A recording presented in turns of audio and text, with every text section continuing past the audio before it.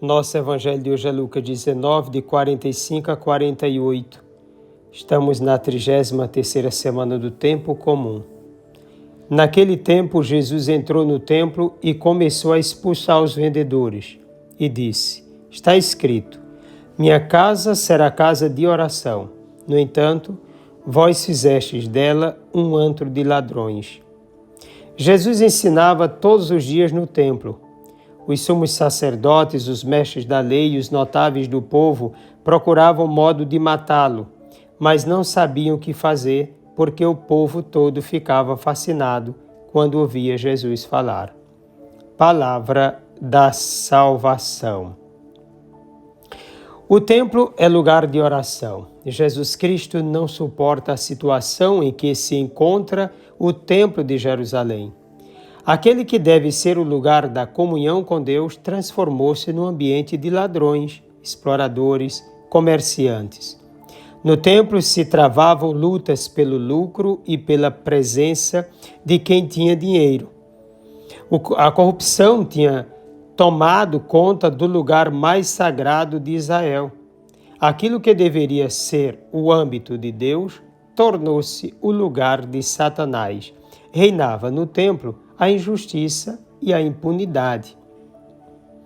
Jesus avança sem meias medidas no combate a essa realidade inimiga de Deus, do jogo de interesse e exploração do outro.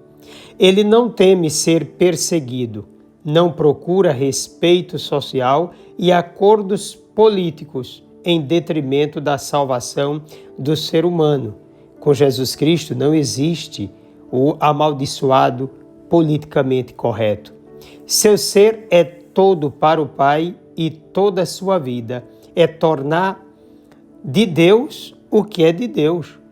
O templo pertence à honra e glória do Senhor. Ele é zeloso com aquilo que pertence ao Pai. Jesus não teme enfrentar os poderosos do templo, aqueles que, com a falsa religiosidade, manipulavam todas as coisas para si. A ação de Jesus provocou a vaidade dos dominantes do templo, os quais não tiveram dúvidas de decretar sua morte, porque na verdade Jesus estava ferindo a vaidade deles, o topete deles, né? A ação de Jesus tem como objetivo dar ao templo sua finalidade primeira, fazê-lo voltar ao seu objetivo, ali é a casa de oração. É o lugar da comunhão com Deus e com os irmãos. É o ambiente da possibilidade de transformação interior. É o lugar da vida nova, de refrigério, alento vindo de Deus nas mais difíceis dificuldades sofridas. É o lugar da esperança. Segundo Lucas, Jesus ensinava todo dia no templo. É o versículo 47 do capítulo 19.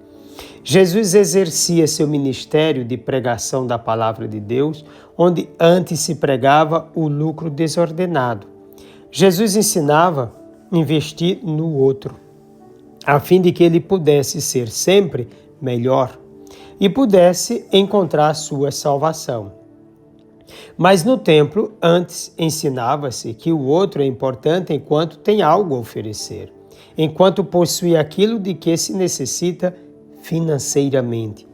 Jesus ensinava o desapego, mas os poderosos do templo faziam de tudo para terem tudo.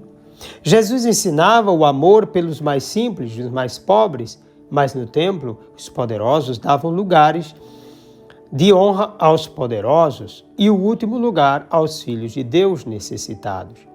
Jesus ensinou aquilo que ele sempre foi, um servo simples, amante da vida, da verdade, do amor, da liberdade e da paz.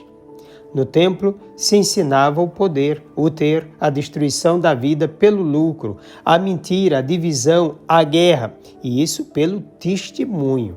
Não é que eles estivessem dizendo palavras, pegando a Sagrada Escritura e ensinando o erro. Não, eles ensinavam até a verdade pelas palavras.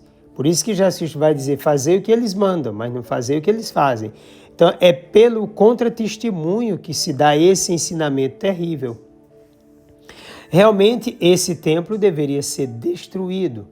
Jesus quer construir o novo templo do seu corpo, portanto, um novo povo, uma nova aliança.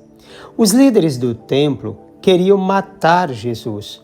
A grande dificuldade encontrada para isso era o amor do povo pelo profeta, que anunciava a verdade, amando aquele povo e denunciando os abusos de poder e manipulação da realidade querida por Deus para a libertação de todos. O povo viu em Jesus seu libertador, uma nova esperança, quer dizer, o novo Moisés. Encontrou nele a verdade, o amor, a liberdade e a vida. Ainda hoje, apesar de tudo que a igreja já viveu e pregou, muitos continuam da mesma forma, querendo matar Jesus. Se não diretamente, porque isso já não seria possível, mas destruindo os seus discípulos. Depois destruindo a vida dessas pessoas, o nome dessas pessoas, pela difamação.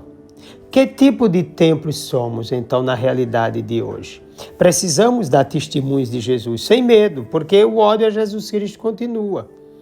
Então, somos templos de Deus? Queremos de fato ser esses templos? Queremos viver de fato com Ele? Tememos o mundo?